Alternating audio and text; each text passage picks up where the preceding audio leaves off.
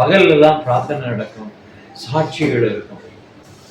எல்லாரும் பாத்தீங்க அப்படின்னு கேட்டீங்கன்னா, யார் யாரு அதாவது ரொம்ப நாளா வியாதிப்பட்டு நிறைய கொள்ளாத வியாதியில டாக்டர்ல என்ன அப்படின்னு கேட்டாக்கா ட்ரீட்மெண்ட் எல்லாம் முடிச்சு இனி வராதீங்க அப்படின்ற மாதிரி சூழ்நிலையில இருக்கக்கூடிய பேஷண்ட் எல்லாம் அங்க இருக்காங்க. 42 முறை ஹீமோதெரபி பண்ணி இருக்கிறாங்க கேன்சருக்கு. ஆனாலும் கேன்சர் குணமாக முடியல, இனிமே வராத அப்படின்னு சொல்லிட்டாங்க. அவங்க எல்லாம் அங்க என்ன பண்ணி இருக்கிறாங்க, தியானத்துக்கு வந்திருக்கிறாங்க. ஆனா அந்த பாவ அறிக்கை செய்ய செய்ய செய்ய என்ன ஆச்சு அப்படின்னா, முழுவதும் கண்ணீர் வடித்தது நிமித்தமாக என்ன ஆச்சு அப்படின்னா, முழுமையான சுகம் கிடைச்சது அவங்களுக்கு தெரியல. என்ன இந்த முடிஞ்ச உடனே ஆஸ்பத்திரிக்கு போயிருக்கிறாங்க. அங்க டாக்டர் பார்த்து சொல்றான், உங்களுக்கு கேன்சர்ன்றதே கிடையாதுங்கம்மா, உங்களுக்கு ட்ரீட்மெண்டே தேவையில்லை, நல்லா ஆயிட்டீங்க அப்படின்னு சொல்லிட்டாங்க. அப்போ அதான் தெரியுது அவங்களுக்கு ஆண்டவருடைய சமூகத்திலே பாவ அறிக்கை செய்கிற ஒரு பெரிய ஒரு ஊழியத்தை நீங்க எல்லா இடங்கள்லயும் நடத்துறாங்க. இதே அறிக்கையை நான் எதுக்காக சொல்றேன்னு நல்லா கேளுங்க. நிறைய பேருக்கு விடுதலை இல்லை அப்படின்னா, முழுவதும் அழுது பாவ அறிக்கை செய்து நமக்கு விடுதலையை ஆண்டவர் நிச்சயமா கொடுப்பார். ஏன் அப்படின்னா, நம்ம ஆண்டவர் சொல்றாரு, பாவ அறிக்கையை செய்தா போதும், வாழ்வடைவான், விடுதலையாவான். கர்த்தர் கிரியை செய்வார், தேவன் விடுவிப்பார். இதுதான் இஸ்ரவேல் ஜனங்களுக்கு கர்த்தர் முன்னாடி நடத்தி இருக்கிறார். நெகேமியாவுடைய புத்தகம் 1வது அத்தியாயத்திலே 5-6 வசனத்தை, பரலோகத்தின் தேவனாகிய கர்த்தாவே, உம்மில் அன்பு கூர்ந்து உம்முடைய கற்பனைகளை கைக்கொள்ளுகிறவர்களுக்கு உடன்படிக்கையும் கிருபையும் காக்கிற மகத்துவமும் பயங்கரமான தேவனே, உமது அடியாராகிய இஸ்ரவேல் புத்திரருக்காக இன்று இரவும் பகலுக்கும் உமக்கு முன்பதாக மன்றாடி, இஸ்ரவேல் புத்திரராகிய நாங்கள் உமக்கு விரோதமாக செய்த பாவங்களை அறிக்கையிடுகிற அடியேனுடைய ஜெபத்தை கேட்பதற்கு செவிகள் கவனித்தோம், உடைய கண்கள் திறந்தும் இருப்பதாக நானும் என் தகப்பனாரும் வீட்டாரும் பாவம் செய்தோம் என்கிற ஒரு வார்த்தை. இந்த பாவ அறிக்கைய இஸ்ரவேல் தேசத்துல ஈரான் வாரு, அமெரிக்கா வாரு, இஸ்ரவேல் வார் நடக்கு. இன்னைக்கு பெரிய யுத்தங்கள் நடக்கிறது. நிறைய பாத்தீங்கன்னாக்க பேரழிவுகள், அதாவது உயரமான கட்டடங்கள் அப்படியே பார்த்தா நைட்ல எல்லாம் பார்த்தா நல்லா நின்றுட்டு இருக்கு, காலையில பார்த்தா அதெல்லாம் உடைஞ்சி அந்த இடமெல்லாம் எப்படி இருக்கு அப்படின்னா எல்லாத்தையும் நொறுக்கப்பட்டு அழிக்கப்பட்டு கிடக்கிறதை பார்க்கிறோம். ஜனங்கள் இடிபாடுகளுக்குள்ளே செத்து கிடக்கிறார்கள். ஈரான்லயும் பாத்தீங்கன்னா டெக்ரான்ல பாத்தீங்க அப்படின்னா 2 கோடி பேர் இருக்கிறாங்க. டெக்ரான் பகுதியில 2 கோடி பேர் இருக்கிறாங்க. இந்த யுத்தம் நடந்த நேரங்களிலே அங்க இருக்கக்கூடிய அநேகர்கள் முஸ்லிம்கள் என்ன பண்றாங்க அப்படின்னு கேட்டா, இந்த யுத்தம் நடக்குது, ஏன் அல்லாஹ் நம்மளை பாதுகாக்கல, ஏன் உதவிக்கல, ஏன் எல்லாம் வெடிகுண்டு விழுத, ஏன் அவங்க எல்லாம் ராக்கெட் போடுறாங்களே, ஏன் பேரழிவு நடக்குது, அல்லாஹ் என்ன செய்கிறார் என்று சொல்லி, ஏன் அல்லாஹ் நம்மளை பாதுகாக்கல, நம்ம தொழுகையில நம்ம கம்மி பண்ணலையே, தொழுது கொண்டுதானே இருக்கிறோம், ஏன் இந்த சம்பவம் நடக்கு. நிறைய பேருடைய வாழ்க்கையில நிறைய டிவில நியூஸ் வருது, எல்லாத்தையும் பாக்குறாங்க. கிறிஸ்து இயேசு அவங்க எல்லாம் சொல்லுவாங்க மேசியா என்று சொல்லுவார்கள். அந்த மேசியா அவனுடைய தீர்க்க தரிசனத்தின்படியாக அவங்களுக்கு தெரியும், உலகத்தின் கடைசி காலகட்டங்களிலே ஈசா நபி வந்துதான் இந்த உலகத்திற்கு ஒரு முடிவு உண்டாக்குவாரு. அவர் வந்துதான் என்ன செய்வாரு அப்படின்னாக்க எல்லா விதமான பரிகாரத்தையும் அவர் தான் செய்ய முடியும், அவர் தான் அந்த தீமையை பூமியிலிருந்து அகற்ற முடியும் என்கிற ஒரு நம்பிக்கை எல்லா இஸ்லாத்துல உள்ளவங்களுக்கு தெரியும். ஈசா நபி என்ன சொல்லி இருக்கிறாரு அப்படின்னா, நான் வருகையிலே இந்த சம்பவம் நடக்கும் அப்படின்னு சொல்லி இருக்கிறாரு. அப்ப அவருடைய தீர்க்க தரிசனம் முக்கியமானது என்பதாக அவர்கள் நினைத்து நிறைய பேர் என்ன பண்ணாங்க, கிட்டத்தட்ட 50 லட்சம் பேரு இயேசுவை ஏற்றுக்கொண்டார்கள். இஸ்லாத்துல இருந்து ஆண்டவருக்குள்ளாக என்ன பண்ணாங்க அப்படின்னா, இனி இங்க இருந்தா நம்ம இங்க அடிமையா தான் இருக்கணும், இந்த தேசத்துல 9 கோடி பேர் இருக்கிறோம், எல்லாரும் அடிமையா இருக்கிறோம், பைபிள் வாசிக்க கூடாது, ஆராதனை பண்ண கூடாது, ஜெயில பிடிச்சு போட்டுருவாங்க. இப்படிப்பட்ட கொடூரமான ஒரு தேசம் தான் ஈரான் தேசம். அங்க என்னன்னு கேட்டீங்கன்னா, அவங்களுக்குள்ள ஒரு சாத்தானுடைய தீர்க்க தரிசனத்தை நம்பிக்கொண்டு இருக்கிறார்கள். இந்த உலகத்துல அவன் தீர்க்க தரிசனம் சொன்னான்னா நடக்குமா? சாத்தான் தீர்க்க தரிசனம் சொல்லி நடக்குமா? ஆண்டவருடைய தீர்க்க தரிசனம் தான் நடக்கும். இதை அந்த ஜனங்களுக்கு இன்றைக்கு ஆண்டவர் இந்த யுத்தத்தின் மூலமாக வெளிப்படுத்தி இருக்கிறார். இந்த யுத்தம் நடக்கிற நேரத்துல ஜனங்கள் எல்லாம் என்ன பண்ணிட்டாங்க, துருக்கி நாட்டுக்கு ஓடி போயிட்டாங்க. இன்னும் 15 லட்சம் பேர் போய்கிட்டு இருக்காங்க.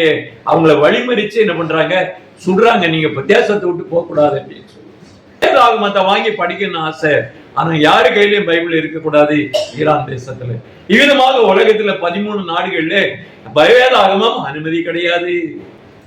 மிக கொடுமையாக அடிமைத்தனமான ஒரு தேசத்துல கர்த்தர் இன்றைக்கு ஒரு ரட்சிப்பை கொடுத்திருக்கிறார். எருசலேம்ல மேற்கு வாசல் பகுதிகளிலே கடந்த பண்டிகையினுடைய நாட்கள்ல ஒரு சம்பவம் நடந்திருக்கு. வயதான யூத ரவிமார்கள், ரவி பட்டத்தை படிச்சவங்க 300 பேர் ஸ்டூடெண்ட், பாடம் படிச்சு முடிச்சவங்க 300 பேர் அங்க இருக்கிறாங்க.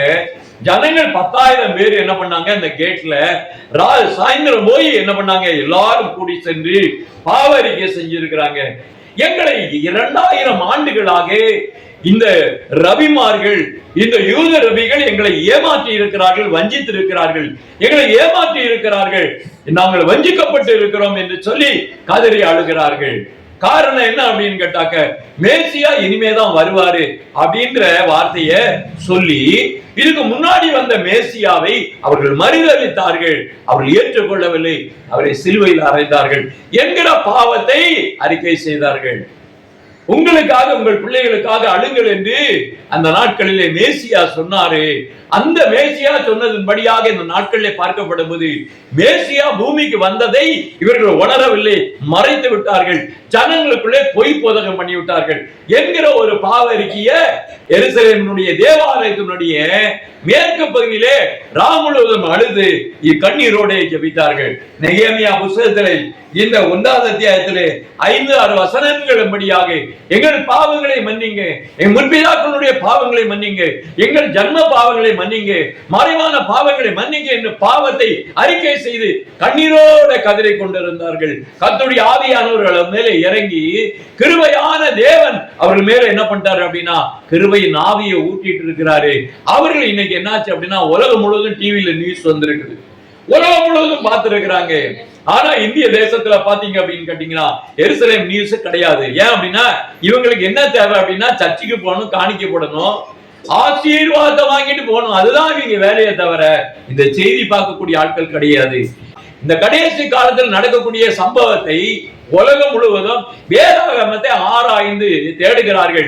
வரலாறு என்ன சொல்லுகிறது, வரலாற்று செய்திகள் என்ன சொல்லுகிறது, தீர்க்க தரிசனம் என்ன உரைக்கிறது, இதை பற்றி எந்த திருச்சபை சொல்லுகிறது. யூத ஜனங்கள் இந்த நாட்களிலே பாவரிக்கை செய்யும்படியாக இன்றைக்கு 10,000 பேர் எழும்பி இருக்கிறாங்க. அவர்கள் சொல்லுகிற ஒரு வார்த்தை என்ன அப்படின்னு கேட்டீங்கன்னா, மீகா எழுதின அந்த தீர்க்க தரிசனத்திலே 5:2 சொல்லப்பட்ட பிரகாரமாக எப்ரத்தா எனப்பட்ட பெத்லேகமே இயேசு கிறிஸ்துவின் பிறப்பை அறிவித்திருக்கிறார் மீகா தீர்க்கதரிசி. இயேசு கிறிஸ்து பூமியிலே பெத்லகேமிலே பிறப்பார் என்று அறிவிக்கப்பட்டிருக்கிறது. இந்த வார்த்தையை அவர்கள் கவனித்து சொல்லுகிறார்கள். இதே போல ஏசாயா புத்தகத்திலே 7:14 சொல்லுகிறார்கள், ஒரு கன்னிகை கற்பந்தளிப்பார், அவருக்கு பிறகு அந்த குழந்தைக்கு பெயர் இம்மானுவேல் என்று பெயரிடுவார்கள். அந்த சம்பவமும் நடந்தது. இதுபோல ஏசாயா 53 சொல்லப்பட்ட பிரகாரமாக நமக்காக பாடுபட்டு அடிக்கப்பட்டு கொல்லப்பட்டார் என்கிற அந்த செய்தியை, அவர் இந்த பூமியில வந்து பாடுபட்ட செய்தியை, கொலையுண்ட செய்தியை மறைத்து விட்டார்கள். அவருடைய கல்லறை திறக்கப்பட்டிருக்கிறது. இன்னைக்கு உலகம் முழுவதும் என்ன அப்படின்னா திரளான சாட்சிகள் இருக்கிறது. இன்னைக்கு இவ்வளவு சாட்சி இருந்தோம், ஏன் ஜனங்களுக்குள்ள பேசல, ஏன் ஜனங்களுக்கு தெரிவிக்கல, ஏன் ஜனங்கள் மத்தியில எந்த காரியத்தை பிரகடனப்படுத்தல? வேத ஆராய்ச்சி கிடையாது, எல்லாம் போலியான கூட்டங்கள். கொஞ்சம் பேர் என்ன ஸ்டார் ஹோட்டல்ல போய் என்ன பண்ணிருக்காங்க, கர்த்தருக்கு விரோதமாக தேவாலயத்தை உடைக்கிறவர்களுக்கு சப்போர்ட்டாக சூட்கேஸ் வாங்க போயிருக்கிறாங்க சென்னையில் ஸ்டார் ஹோட்டல்ல. எப்பேற்பட்ட யூதாஸ்கள் இன்னைக்கு இருக்கிறாங்க. பண ஆசை பிடித்த நிறைய ஊழியக்காரன் யூதாஸ்கள் இந்த தேசத்துல நிறைஞ்சிட்டான். அப்போ உங்களெல்லாம் இன்னைக்கு காட்டி கொடுக்கிற யூதாசுகள் நிறைய பேர் இருக்கிறான். அவெல்லாம் ஊழியக்காரன் நினைக்கிறீங்களா? பணத்துக்காக சுத்தி வருகிற கூட்டங்கள் நிறைய இருக்கிறது. கர்த்தருடைய எச்சரிப்பை நான் சொல்லுகிறேன், அவளுக்கு தீர்க்க தரிசனம் விளங்காது, தீர்க்க தரிசன பாஷை அர்த்தம் சொல்லுனா தெரியாது. ஏசாயா புத்தகத்தில் 53வது அத்தியாயத்தை நான் 1000 தலைமுறை படித்து என்னுடைய கண்ணீர் எல்லாம் தரையிலே ஆறாக ஓடிட்டு அப்படியாக நான் கதறி அழுதேன். ஆவியானவர் என் மேலே இறங்கினார். இதோ ஆண்டவருடைய செய்தியை நான் இந்த நாட்களில் அறிவிக்கிறேன் என்று சொல்லி அன்னைக்கு டிவில நியூஸ் கொடுத்தாங்க.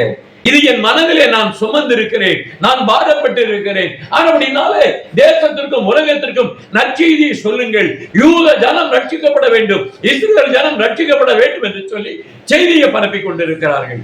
எல்லாரும் கதறாங்களே, எல்லாரும் விடுதலை தேடுறாங்களே, மேசியாவை நேசிக்கிற அந்த இதயத்திலே இந்த நாட்களிலே கர்த்தர் ஆவியானவர் ஊற்றப்பட்டிருக்கிற ஒரு அனுபவம். பாவரிப்பை ஜெபத்தை செய்தா மட்டும்தான் ஆவியானவர் உங்களுக்குள்ள இறங்குவாரு, உங்களுக்குள்ள இருக்கிற பிரச்சனை தீரும், விடுதலையாகும், விடுவிக்கிற தேவன் அங்க கரையை கிரியை செய்வாரு.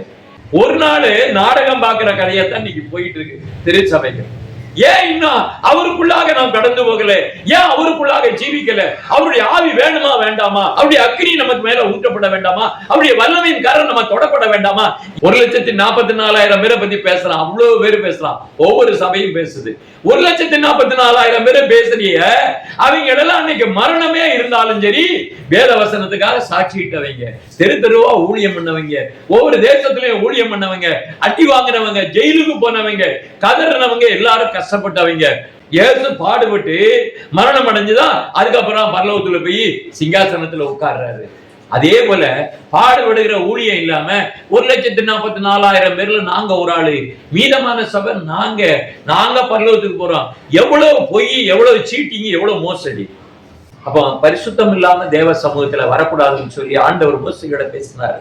என்ன பேசினார் அப்படின்னா, உன் ஜனத்தை பரிசுத்தப்படுத்து, என் முன்னாடி வந்து நிக்கணும், அந்த மலை பக்கத்துல வரக்கூடாது, தொட்டா செத்துருவான் அப்படின்னு அக்னிமயமாக அங்கே ஆண்டவரை இறங்கி அதுல இருந்து கர்த்தருடைய வார்த்தை புறப்பட்டது.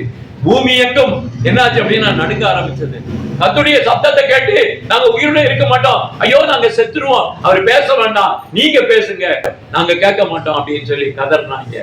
ஆண்டவர் இடைபடுகிற நேரம் கர்த்தருடைய சொப்பன தரிசனம் வந்ததுன்னா நைட்டு உங்களால ஒண்ணுமே பண்ண முடியாது, உங்களால தாங்க முடியாது, பயங்கரமான சொப்பனங்கள்லாம் வரும். அவர் பரிசுத்தம் பயங்கரமான அந்த சொப்பனத்தை நம்ம பார்த்தோம்னா தாங்க முடியாது. பயங்கரமான ஒரு கரண்ட கை வைக்கிற மாதிரி ஒரு மின்னலுடைய ஒளியோட பயங்கரமாக இருக்கும். அப்படிப்பட்ட தேவன் அந்த பிரசன்னத்தை இறங்கினார்னா இவன் பிரசன்னம் வந்துருச்சு, மகிமை வந்துருச்சு, எல்லாம் அந்நிய பாஷை பேசி எல்லாம் அதை சொல்ல அப்படின்னு. இது ஒரு ஃப்ராடு. இன்னைக்கு விடுதலை வேணும்னா பாவ அறிக்கை செய்து ஜென்ம பாவம் கர்ம பாவம் என்னை விட்டு தொலைஞ்சு போ அப்படின்னு சொல்ற அளவுக்கு நாம முழுவதும் கதறி அழுகிற பிள்ளைகளாக நாம் மாற வேண்டும். நம்ம நிறைய பாவங்களை உள்ள வச்சிருப்போம், மறைச்சு வச்சிருப்போம், அதெல்லாம் ஆண்டவர் என் கண் முன்னாடி கொண்டு வந்து காட்டும், அதுல இருந்து எனக்கு விடுதலை கொடுங்க அப்படின்னு ஆண்டவர்கிட்ட சொல்லணும். நம்ம மறந்து போயிருப்போம், நிறைய குற்றங்களை மறைந்து இருப்போம். யோபு அவன் என்ன பண்ணிட்டான், மறந்தே போயிட்டான். சின்ன வயசுல உள்ளத அவன் ஜெபம் பண்ணி ரூபாகாரப்படுத்தி கதறும் போது அந்த அந்த குற்றங்கள் எல்லாம் அந்த பாவங்கள் எல்லாம் கண் முன்னாடி வரும்போதுதான் அவன் கதறி அழுது அழுது அழுது ஆண்டவருடைய சமூகத்திலே புலம்புகிறான் என்பதை நான் பார்க்கிறோம். நாட்கள்ல என்னென்னோ பாவங்கள் கொடிய பாவங்கள், மன்னிக்க முடியாத பாவங்கள் இருக்கும். அதெல்லாம் ஆண்டவர் நமக்கு வெளிப்படுத்துவாரு. அதெல்லாம் அறிக்கை செய்ய வேண்டும். அப்பதான் நமக்கு முழுமையான விடுதலையை கர்த்தர் கொடுப்பார். அவருடைய புத்தகத்திலே இப்ரு பாஷையிலே யெசுவா மெசியா என்று எழுதப்பட்டிருக்கிறது.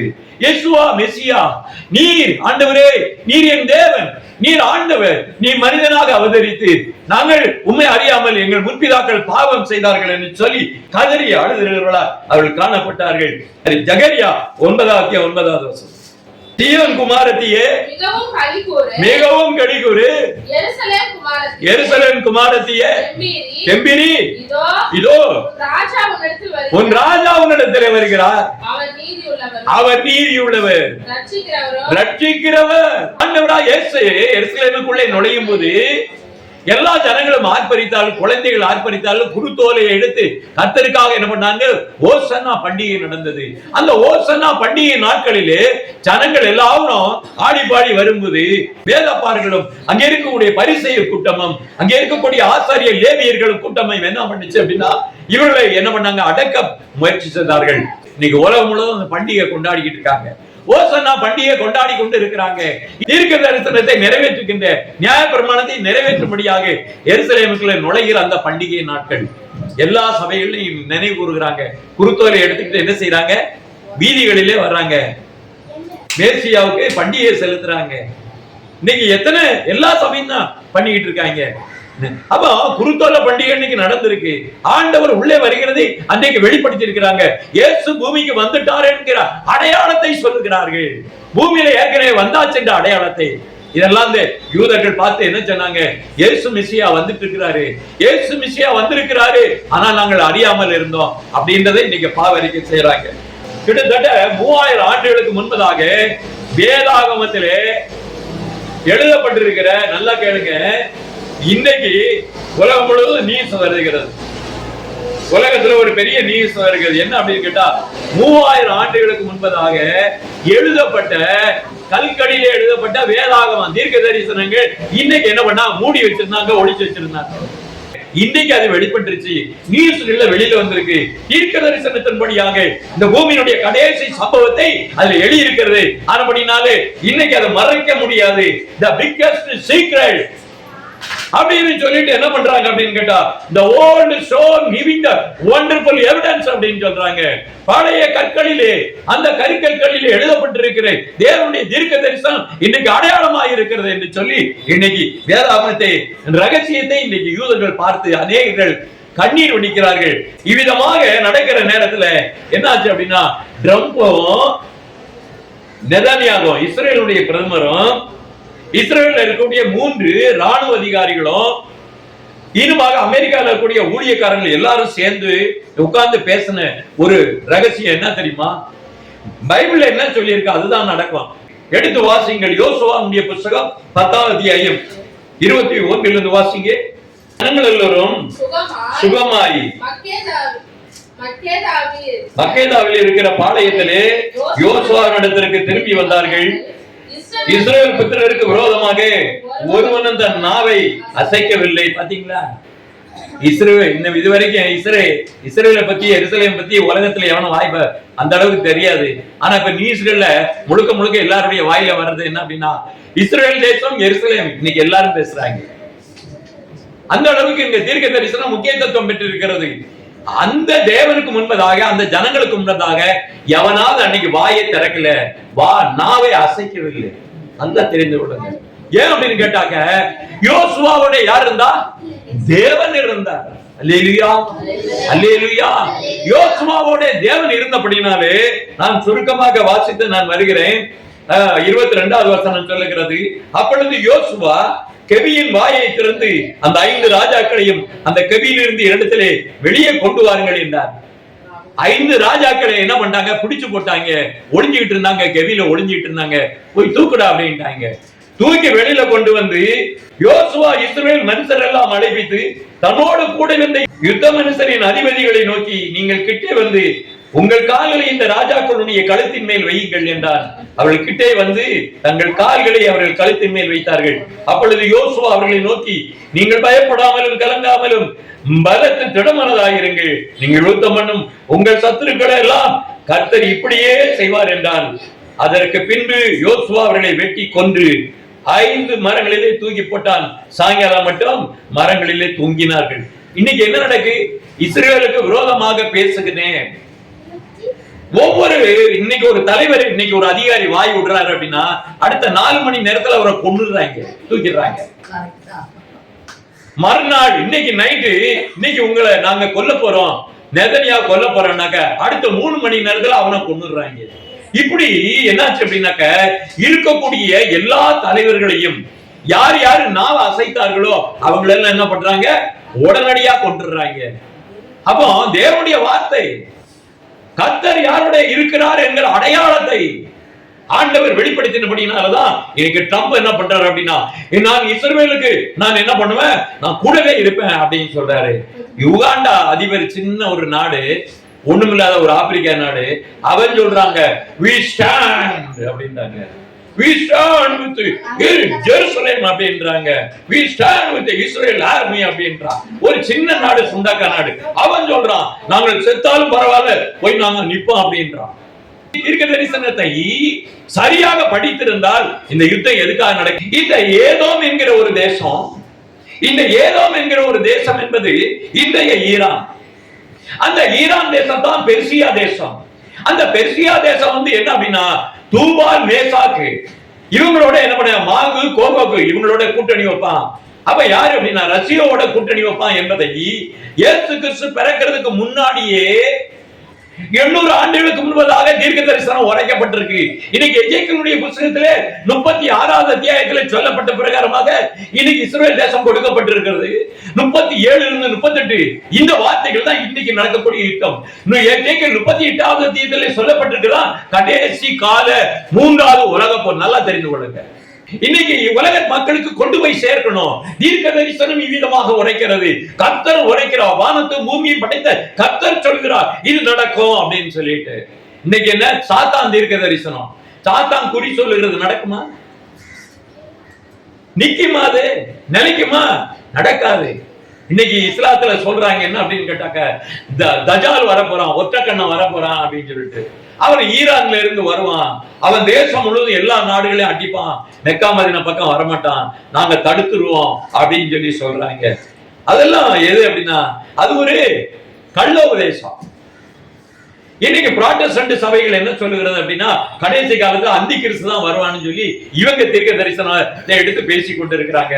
கிபி 869வது ஆண்டு ஷியாவுடைய 12வது இமாம் ஒருத்தன் முகமது அல் மத்தி அவன் தான் என்ன பண்ணியிருக்கான் அப்படின்னு கேட்டா கள்ள உபதேசம், கள்ள தீர்க்க தரிசனத்தை உலகத்துக்கு சொல்லியிருக்கான். அதை தான் இந்த உலகத்தில் உள்ள ஜனங்கள் என்ன பண்றாங்க, ஒரு பக்கத்துல உலகத்தில் இருக்கக்கூடிய 3ல் 1 பாகம் மக்கள் அதை நம்பிக்கொண்டு இருக்கிறார்கள். என்ன அப்படின்னு கேட்டாக்க தஜால் வரப்போகிறான் என்று சொல்லி.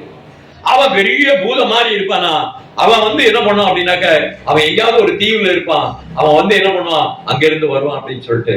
அதத்தான் என்ன பண்றான் அப்படின்னா நெதன்யாஹு சொல்கிறான், இந்த நாட்களில் யுத்தம் சாத்தானுக்கும் அவனுடைய கூட்டத்துக்குமாக நாங்கள் எதிர்த்து யுத்தம் பண்ணுகிறோம், எங்களுக்காக ஜெபம் பண்ணுங்க. இது கர்த்தருடைய பலத்துல நடக்கு. சுத்தி இருக்கக்கூடிய எல்லா நாடும் எங்களை தாக்குகிறது. ஆனால் நாங்கள் என்ன செய்கிறோம் அப்படின்னா யோசுவாவை போல நாங்கள் ஆண்டவருடைய கரத்திலே இருக்கிறோம், எங்களுக்காக ஜெபம் பண்ணுங்க. நாங்கள் இந்த யுத்தத்திலே நாங்கள் வெற்றி பெறும்படியாக கர்த்தருடைய தீர்க்க தரிசனத்தின்படியாக நாங்கள் யுத்தம் செய்கிறோம் என்று சொல்லி இன்னைக்கு சொல்லுகிறார்கள். எரேமியாவுடைய புத்தகத்திலே எரேமியாவுடைய புத்தகம் 6வது அத்தியாயம் 22, 23 இந்த ஈரானுடைய தேசத்தினுடைய மக்களை பற்றி அங்கே சொல்லப்பட்டிருக்கிறது. அவருடைய ராணுவத்தை பற்றி சொல்லப்பட்டிருக்கிறது. என்ன சொல்லிருக்காங்க, இதோ வட திசையிலிருந்து ஒரு ஜனம் பூமியின் இக்கடை எல்கைகள் எல்லாம் இருந்து ஒரு பெரிய ஜாதி எழும்பும். அவர்கள் வில்லும் வேலையும் பிடித்துக் கொண்டு வருவார்கள். அவர்கள் கொடியர், இரக்கம் அறியாதவர்கள். அவர்கள் சத்தம் சமுத்திரத்தின் இரைச்சலுக்கு சமமாய் இருக்கும். சீயோன் குமாரத்தியே, அவர்கள் உனக்கு விரோதமாக யுத்த சந்ததமாய் குதிரைகள் மேல் ஏறி அணி அணியாய் வருவார்கள் என்று கர்த்தர் சொல்லுகிறார். அன்னைக்கே சொல்லிட்டு இருக்கிறார். அதுதான் யார் அப்படின்னாக்க ரஷ்யா, ரஷ்யாவுடைய கூட்டணி நாடுகள், அதுல இருக்கக்கூடிய ஈரான் தேசம், அதான் பெர்சிய தேசம் இதோட இணைந்து கொள்ளும். இன்னைக்கு என்ன பண்ணுகிறாங்க, அநேக தேசங்கள் இதுல இணைய சொல்லி கட்டாயப்படுத்துறாங்க. உலக ஆட்சியை நாம் என்ன செய்ய போறோம், கைப்பற்ற போகிறோம், உலக தேசங்களை கைப்பற்ற போறோம் அப்படின்னு சொல்லிட்டு யாரு பேசுறா அப்படின்னு கேட்டாக்க ரஷ்யாவும் ஈரானும் பேசிக் கொண்டிருக்கிறது. இதுல கீழே வாசிங்க, 28 வாசிங்க. அவர்கள் எல்லோரும் முரட்டாட்டமான அகங்காரிகளும் தூற்றி திரிகிறவர்களுமா இருக்கிறார்கள். அவர்கள் வெண்கலமும் இரும்புமானவர்கள். என்ன மாதிரி பலமா இருக்கிறாங்க அவங்க, வெண்கலமும் இரும்பும். என்ன பலம் உள்ளவங்க இந்த உலகத்துல, பலம் உள்ளவங்க ரஷ்யாவும் ஈரான்காரன் தான். அப்படிப்பட்ட பலம் உள்ளவர்களை தட்ட வேண்டுமானால், அந்த கெட்டவர்களை ஒழிக்க வேண்டுமானால் கர்த்தருக்கு ஒரு நிமிஷம் போதும். ஆண்டவருடைய சமூகத்தில் ஜெபம் பண்ணும்போது ஒரே ஒரு விசுவாசம் கொண்டு இருந்தது. அந்த ராஜா என்ன பண்ணா அப்படின்னா தேவ சமூகத்தில் உட்கார்ந்து கதறினான், அழுதான். ஒரே ஒரு இரவு, one night, the one faith, the one God, the one angel, ஒரே ராத்திரி ஒரே விசுவாசத்திலே ஒரே தேவனுடைய சமூகத்திலே மன்றாடினா, ஒரே தேவ தூதனை அனுப்பினா. ஒரு நைட்ல என்ன ஆச்சு அப்படின்னா 1,85,000 பேரை சோரி முடிச்சிட்டார். அப்படிப்பட்ட தேவன் அவர். அவருடைய ஒத்தாசைக்காக இன்னைக்கு உலகத்துல என்ன அப்படின்னா இஸ்ரவேல் ஜனங்கள் இன்னைக்கு காத்து இஸ்ரவேலுக்காக ஜெபம் பண்ணுங்க, எருசலேமுக்காக ஜெபம் பண்ணுங்க. ஆண்டவருடைய வேத வசனம் சொல்லுகிறது. நாம செய்கிற ஜெபம் தான் என்ன செய்யும் அப்படின்னா உங்களுக்கு பலத்தை கொடுக்கும். நான் 2 வருஷத்துக்கு முன்னாடியே சொல்லியிருக்கேன், இஸ்ரவேல் தேசத்துல பாதி அழியும், யுத்தம் நடக்கும் அப்படின்னு சொல்லி என்னுடைய வீடியோல நான் போட்டிருக்கிறேன். மூன்றாவது உலக யுத்தத்தினுடைய அடையாளங்களை சொல்லி இருக்கிறேன். எந்தெந்த தேசங்கள் கூட்டணி அமைக்கும் அப்படின்றத சொல்லி இருக்கிறேன். வேதாகமத்திலே திரளான சாட்சிகள். எபிரேயருடைய புத்தகத்திலே 12வது அத்தியாயத்திலே 1 வாசிங்க. ஆகையால் மேகம் போன்ற இத்தனை திரளான சாட்சிகள் நம்மை சூழ்ந்து கொண்டிருக்க, பாரமான யாவற்றையும் நம்மை சூழ்ந்து நம்மை சுற்றி நெருங்கி நிற்கிற பாவத்தை தள்ளிவிட்டு விசுவாசத்தை தோக்கிறவரும் முடிக்கிறவருமான இயேசுவை நோக்கி நாம் நியமித்திருக்கிற ஓட்டத்தில் பொறுமையோட ஓடக்கடவோம். நமக்கு நியமித்த தீர்க்க தரிசன வார்த்தைகளை நாம் எல்லாவற்றையும் பார்த்து நாம் ஓட வேண்டும், அதிலே ஜெயிக்க வேண்டும், அதிலே நாம் ஜெயம் பெற வேண்டும். இதுதான் ஆண்டவர் சொல்றாரு. திரளான சாட்சிகள். இயேசு கிறிஸ்துவின் வருகையிலே யுத்தங்கள் நடக்கும். யுத்தத்துடைய செய்திகள் கேள்விப்படுவீர்கள். பஞ்சம் நடக்கும், கொள்ளை நோய் வரும். இனி அடுத்து அதுதான் நடக்க போகுது. இனி அடுத்த பஞ்சம் இருக்கு, கொள்ளை நோய் இருக்குது. நல்லா தெரிந்து கொள்ளுங்க, இது துவக்கம் தான் அப்படின்றது. இன்னும் அதுக்கு பின்னாலே நிறைய விஷயங்கள் இருக்கு. இதனுடைய முடிவை தாவீது அன்னைக்கே பார்த்து சொல்லி இருக்கிறாரு. சங்கீத புத்தகத்துல 76வது அத்தியாயம் 1-3 வரைக்கும் வாசிங்க. ஆண்டவர் சொல்லுகிறார், என்ன சொல்லுகிறார்? யூதாவில் தேவன் அறியப்பட்டவர், இஸ்ரவேல் அவருடைய நாமம் பெரிது, சாலமின் அவருடைய கூடாரமும் சீயோனில் அவருடைய வாசஸ்தலம் இருக்கிறது. அங்கிருந்து வில்லின் அம்புகளையும் கேடயத்தையும் பட்டயத்தையும் யுத்தத்தையும் முறித்தார். அல்லேலூயா, அல்லேலூயா. தேவன் அங்கிருந்து வெளிப்பட வேண்டும். இஸ்ரவேலுக்குள்ளே இருந்து தேவன் வெளிப்பட வேண்டும். அது மகாராஜாவுடைய நகரம், அது ஆண்டவருடைய பட்டணம். அவர் அங்கே இருக்கிறார் என்பதை உலகத்திற்கு கடைசியில வெளிப்படுத்துவார். யுத்தங்களும் மோசங்களும் பயங்கரம் வரும்போது, பெரிய பெரிய உலக அழிவுக்குரிய அந்த ராக்கெட்டுகளை அனுப்பப்படும்போது, அணுகுண்டுகளை போடும்போது, தேவன் என்ன செய்கிறார்? அங்கே இறங்கி அதை நொறுக்க போகிறார், அதை முறிக்க போகிறார். புரியுது உங்களுக்கு? இஸ்ரவேல்ல இருந்து கர்த்தர் வெளிப்பட போகிறாரு. கடைசி யுத்தம் பயங்கரமான கொடிய மேகம் போல நிரம்பி இருப்பாங்க.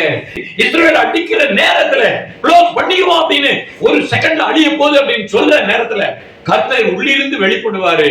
நான் இது என்னுடைய பட்டணம், இது என்னுடைய நான் கண் வைத்த பூமி, இந்த இடத்துல நான் வாசம் பண்ணுகிறேன், நான் இந்த ஜனங்களுக்கு மத்தியில இருக்கிறேன் என்று இஸ்ரவேலை கர்த்தர் என்ன பண்ணியிருக்கிறார்? தன்னை யார் என்பதை உணர்த்தி இருக்கிறார், வெளிப்படுத்தி இருக்கிறாரு. அப்படிப்பட்ட இடத்துல நான் என்னை வெளிப்படுத்துவேன் என்று சொல்கிறார். அல்லேலூயா. உங்களுக்குள்ளே இருந்து கர்த்தர் வெளிப்பட வேண்டுமானால், கர்த்தர் உங்களுக்குள்ளே வர வேண்டுமானால், நீங்க என்ன செய்யணும்? பாவ அறிக்கையை செய்து ராம் முழுவதும் கதறி கண்ணீர் விட்டு தேவனுடைய ஆவியை பெற்றுக்கொண்டு கர்த்தருடைய சமூகத்தில் ஐக்கியப்பட வேண்டும். கர்த்தருடைய பிரசன்னம் மகிமை உங்கள் மேல இறங்க வேண்டும். இப்படியாக கர்த்தர் அடையாளப்படுத்துகிறார். அவர் என்ன பண்ணுவார்? கடைசியிலே அவர் பட்டயத்தையும் யுத்தத்தையும் முறித்தார் என்று சொல்லப்படுகிறது. இதுதான் இந்த வேர்ல்ட் வார்னுடைய கடைசி. நிறைய பாதிப்புகள் இருக்கும். எசேக்கியேல் 32:24-25 அங்கே ஏலாம் என்பது எது? ஈரான் தேசம். அவனுடைய பிரேத குழியை சுற்றிலும் அவனுடைய எல்லா ஏராளமான ஜனமும் கிடக்கிறார்கள். அவர்கள் எல்லாரும் பட்டயத்தால் வெட்டுண்டு விழுந்து வெட்டுண்டு விழுந்து 32:22 அங்கே அசூரும் அவனுடைய எல்லா கூட்டத்தாரும் கிடக்கிறார்கள். அவனை சுற்றிலும் அவர்களுடைய பிரேத குழிகள் இருக்கிறது. அவர்கள் எல்லாரும் பட்டயத்தால் வெட்டுண்டு விழுந்தவர்கள் தானே. 26 இப்பதான் உங்களுக்கு இந்த இன்ட கொடுக்கிறேன். அங்கே